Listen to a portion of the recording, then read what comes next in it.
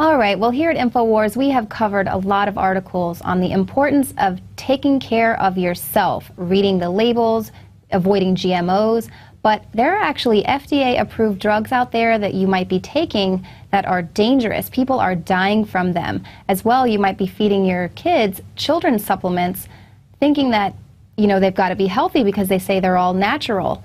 But they're not. There are some hidden dangers, and pharmacist Ben Fuchs is here to shed some light on the things that we are putting into our bodies. Hi, Ben. Thank you so much for being with us. Thank you, Leanne. It's great to be here.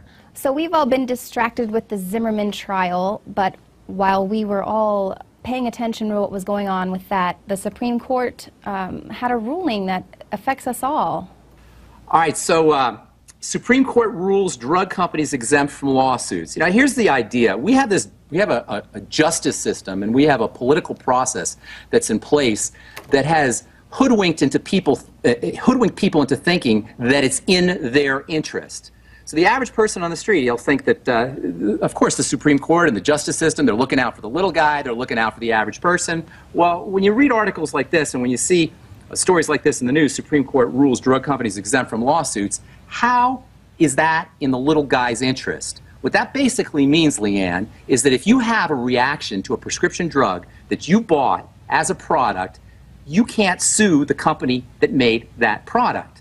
So this is just another reason why people don't want to take things like their health, take things like the health of their family that are so serious and so important and have so much of an impact on how people live their lives, and put it in the laps of people who could care less about whether they live or die.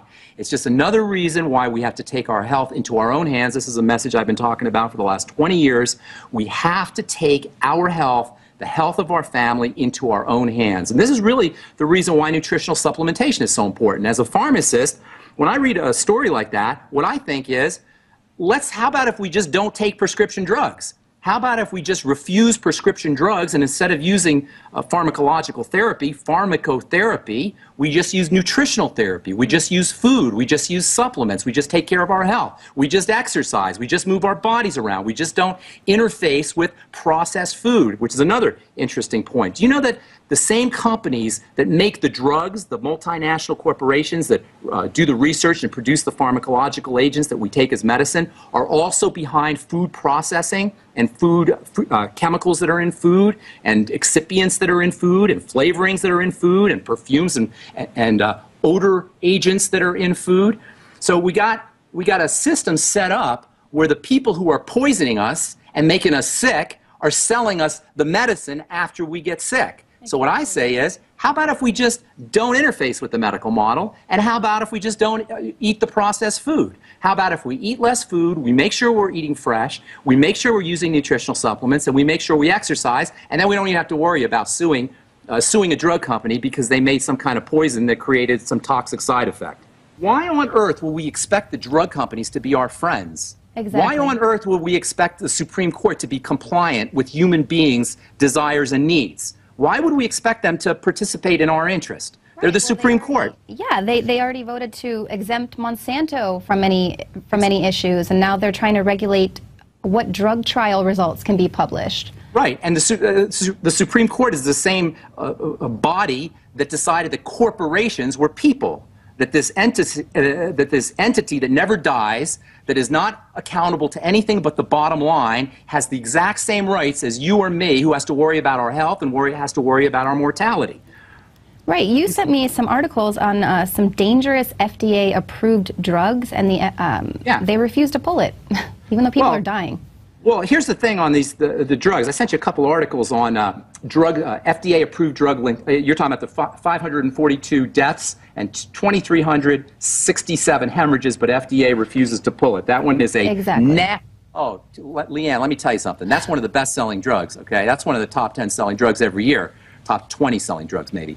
It's called Pradaxa, and it's a blood-thinning drug. And let me tell you something. The way the body works, the last system you ever want to screw around with is the circulatory system.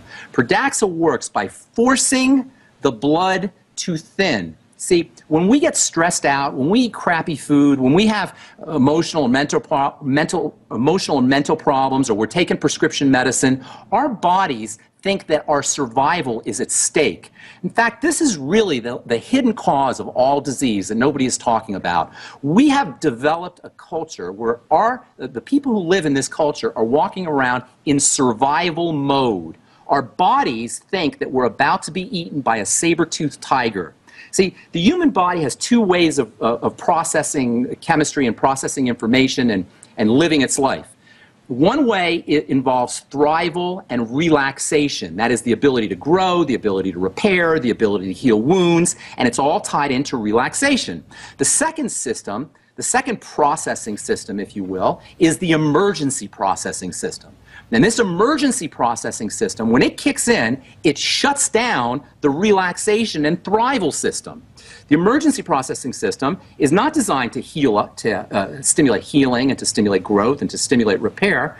This emergency processing system is designed to do what? To get you the heck away from that saber-toothed tiger. And it takes all of the energy away from growth, all of the energy away from repair, all of the energy away from thinking intelligently, and shunts it over to survival mode. Technically, by the way, this is called the parasympathetic nervous system and the sympathetic nervous system. I just call it the relaxation nervous system and the survival nervous system. Now, praise God we have a survival nervous system, because obviously there's times when you need to survive, when there's some kind of survival threat. But you only want the survival nervous system to be kicking in once in a rare while. For the most part, you want to be running on parasympathetic, relaxation, thrival energy. Well, one of the manifestations of the survival nervous system is blood clotting. When the body thinks that it's about to be eaten by a saber-toothed tiger, and that this really is the main survival threat to the human body. The human body doesn't know about survival threats, 21st century survival threats like muggers or the IRS or our dysfunctional families or whatever. The body only knows survival threats that it evolved with, and that's basically being eaten by a wild animal or maybe falling off a cliff. So when the body senses that its survival is being threatened, it will activate the clotting system. Why? In order to keep us from bleeding to death if we get attacked by a lion. So we got people running around in this country, millions upon millions, maybe tens of millions, maybe even hundreds of millions of people who have sludgy, thick blood that is prone to clot because they have been assaulting their body with processed food, depriving their body of oxygen, undergoing all kinds of emotional and psychological threats, taking prescription drugs, drinking polluted water, breathing toxic air. Consequently, our bodies think that we're going to be dying. Our bodies are preparing us for our demise. So we're running around in survival mode. Now, what does this mean? Number one, it means high blood pressure, because that's one of the ways the body handles survival threats. Number two, it means stupidity, because under survival conditions, what ends up happening is energy in the brain gets shunted to our reptilian survival brain and away from our prefrontal cortex, our executive center. And thirdly, for the circulatory system, it means clotting blood. When you have clotting blood, you don't have a drug issue, you have a toxicity issue, and the last thing you want to be doing is putting more toxicity into your body. So let me tell you something, as a pharmacist, I'm not surprised that Pradaxa, which is a 21st century version, or late 20th century version of something called Coumadin, which is also known as rat poison, because that's how you kill rats, is by thinning their blood. That's one of the mechanisms for killing vermin, rodents, is by thinning their blood. Well, guess what? That's what grandma and grandpa, and unfortunately these days our fathers and mothers are taking as well. Blood-thinning drugs to counteract clotting blood that is thick and sludgy because of toxicity and poor lifestyle choices. So how does Pradaxa work? How does Coumadin work? How do these blood thinners work? They work by saying to your blood, damn it, you are going to thin, and I'm going to make you thin, whether you like it or not. The body doesn't like that. That's not how the body likes to be treated. And so what ends up happening is, instead of having your blood now thin back to normal, you hemorrhage. And instead of being nice and healthy because you took your Pradaxa, you're dead, as 542 people can testify to. And by the way, 542 people, that doesn't sound like a lot of people. But when people take prescription drugs, what they don't realize is they're more prone towards heart attacks. And then they get a heart attack, and they don't attribute it to their prescription drugs. They just figured their heart gave out. And the doctor's certainly not going to tell them it was their prescription drugs. Or if they take their prescription drugs and they end up with liver cancer because it's the liver that has to process all of these prescription drugs, they don't attribute it to the prescription drugs. They attribute it to just part of being of growing older. So 542 deaths mean 542 people that we know for sure, guaranteed it was the Pradax that killed them. But given, and this is the most important thing when it comes to prescription drugs, Leanne, given the premise, the philosophical idea behind prescription drugs and pharmacological medicine, we cannot help but create a situation where literally 100,000 plus people a year die that we know of from prescription drugs, because you can't force the body to do something it doesn't want to do and not have to pay the price. If you have corporations who don't have ethics, who don't have humanity in mind, who aren't in touch with their own humanity, if they're not in touch with their own humanity, do you think they're going to care about who's buying their product? You know, we can't blame them. That's just who they are. That's just how it is. So when I see stories like aspartame in Flintstones vitamins or in children's vitamins, when I see stories like drug companies can't be sued, when I see stories like the FDA is not our friends, that's just the world we live in, Leanne. And all it means is that people have to wake up, people have to start to participate, people have to be conscious in their own lives, people have to be very careful about how they get information, because you know what? It's an info war, right? Exactly. It truly is an info war. That's exactly what it is. You know, the wars today are info wars.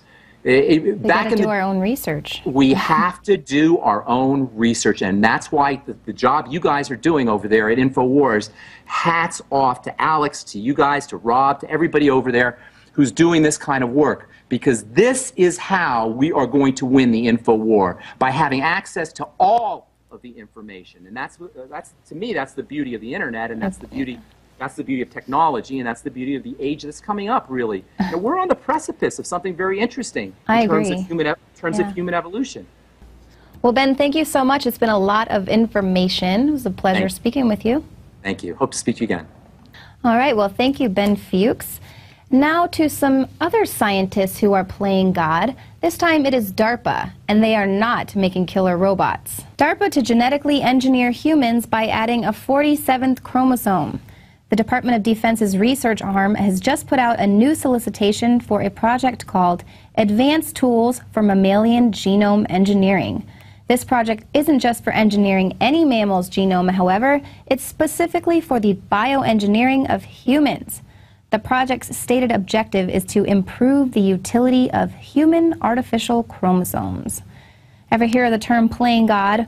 Well, the scientists who work in these fields not only refer to themselves as genome engineers, but biological designers.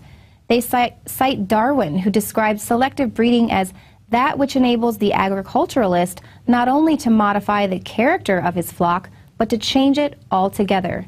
It is the magician's wand, by means of which he may summon into life whatever form and mold he pleases. Well, they are already altering our DNA with GMOs, so now they're just going to be inserting it directly into our chromosomes. Wow.